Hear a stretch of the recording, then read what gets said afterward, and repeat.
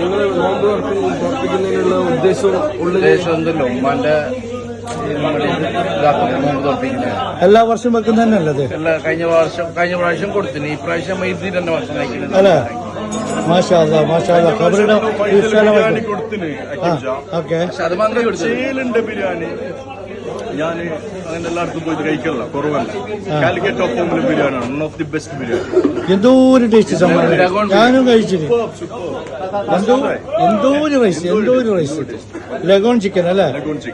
വാവ്. ആര് സജഷൻ? ആര്? ഷമ്മാസദ്ദീൻ അല്ലേ? ഷമ്മാസ് തന്നെ. പറയാതിരിക്കാൻ വയ്യ, അത്രക്കും ടേസ്റ്റാണ്.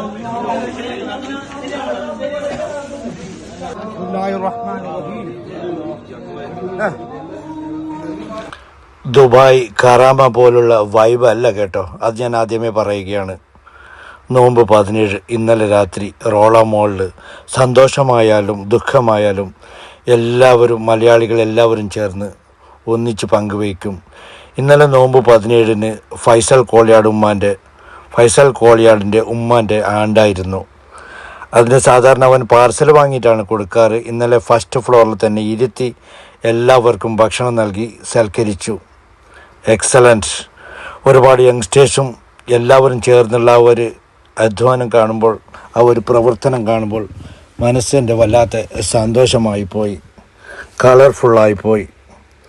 ഫൈസൽ കോളിയാട് എന്ന് പറയുന്നത് the great human being Faisal Koliyad, black and white and F launch.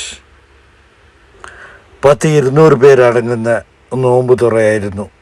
നല്ല രസമുണ്ടായിരുന്നു. One of the best biryani എന്നാണ് ഷമ്മാസ് തെരുവത്ത് ആഹ്വാനം ചെയ്തത്. വാവ്. സൂപ്പർ. സത്യം പറഞ്ഞ ലഗോൺ ബിരിയാണി ഇദ്ദേഹമാണ് ഇഫ്താറിന്റെ sponsor Faisal black and white.